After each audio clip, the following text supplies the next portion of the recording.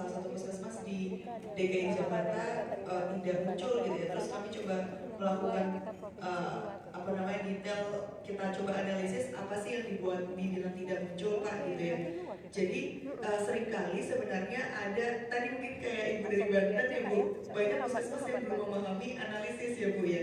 Jadi bukan tidak muncul, tapi memang secara syarat bisa jadi memang tidak masuk IDL. Pertama itu. Lalu mungkin yang pertama, karena dashboard kita masih lama sekali sekarang ya Pak ya, ini segera kami naikkan untuk yang lebih cepatnya, untuk level puskesmas dulu biar bisa lihat loading level lebih cepat per 12 jam. Yang pertama ada kemungkinan itu tidak muncul karena belum memenuhi waktu loading tersebut. Lalu yang kedua Bapak, tadi yang dikatakan oleh Pak Edi dan juga data DKI Jakarta, mereka melihat datanya itu ada 114, tapi kenapa yang muncul idealnya cuma 86, dilihat dari data individu gitu. Jadi kan mereka melihat analisisnya berdasarkan data individu yang juga berasal dari asing. Nah setelah kami coba telusur, yang pertama kami coba telusur berdasarkan filter IDL-nya, tanggal IDL. Jadi penentuan IDL, kita lihat IDL, tanggal IDL itu ada di kolomnya agak samping, paling samping gitu.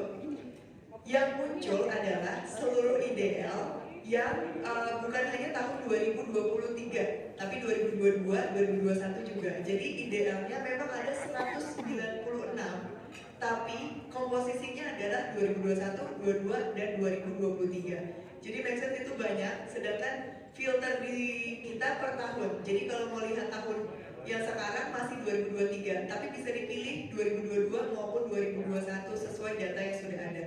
Yang pertama itu. Lalu ini saya jawab berdasarkan kasus yang baru saja kami analisis saja ya Pak ya.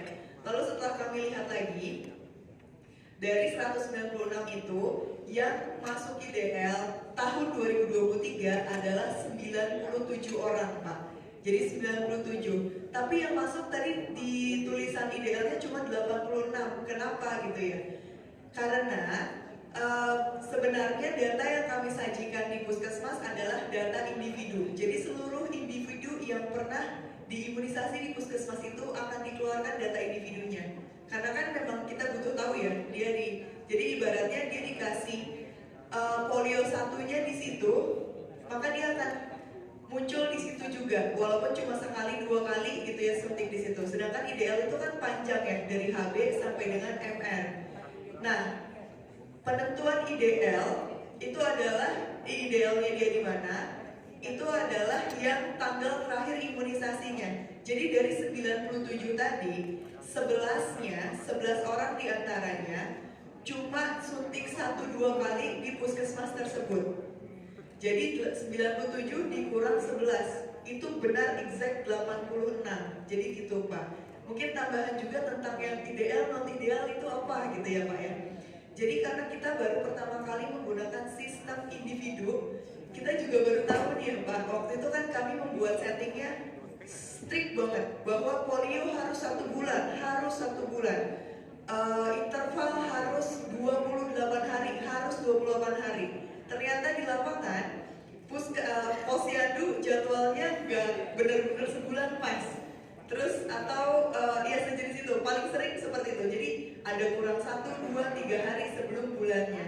Kami membuat fleksibilitas di ASIC, data itu bisa masuk. Karena waktu itu kita sempat nggak bisa masuk, dan itu bikin masalah gitu kan. Karena pada kenyataannya si anak sudah disuntik. Akhirnya kami diskusi dengan Dit Imunisasi untuk anak-anak yang disuntik belum tepat usianya, tapi cuma kurang sedikit gitu ya, 1-2 hari atau 7 hari. Sebenarnya kami buka sampai 2 minggu sebelum itu sudah bisa diinput. Kami tanya, apakah ini akan kita perhitungkan di IDL atau enggak? Kalau dari Dit Imunisasi, karena ini juga baru pertama dan agar tidak menyulitkan, maka itu tetap masuk. Tapi untuk kami memberikan tanda, ini sebenarnya belum sesuai usianya nih. Jadi nanti ke depan dari program bisa lebih jeli lagi gitu ya. Oh ternyata pemberiannya banyak yang belum sesuai usia. Karena kan sebenarnya vaksin paling bagus kalau intervalnya sesuai dan usianya sesuai gitu kan ya untuk efektivitas. Itulah yang namanya non ideal. Jadi belum, sebenarnya kalau dari direktorat meminta namanya apa dosis belum unvalid dose gitu ya, unvalid dose. Cuma karena penggunaannya bahasa Inggris dan juga kami khawatir tidak dipahami, jadi yang dikeluarkan masih non ideal itu Pak. Tapi non ideal dan ideal masuk, jadi ibaratnya kenapa sih ada non ideal dan ideal? Dan itu tetap masuk hitungan ideal. Yang jelas tidak masuk hitungan ideal hanya kejar gitu Pak. Jadi kalau tentang tadi permasalahan ideal seperti itu kira-kira, dan karena kami akan menaikkan dashboard native, harusnya prosesnya lebih cepat Pak, tidak 12 jam. Jadi itu akan semoga bisa mengatasi masalah yang tadi Pak. Tapi seluruh data sudah dipastikan pasti ada. Nanti kita coba sosialisasi lagi penggunaan dashboard biar kita mantap semuanya gitu ya Pak.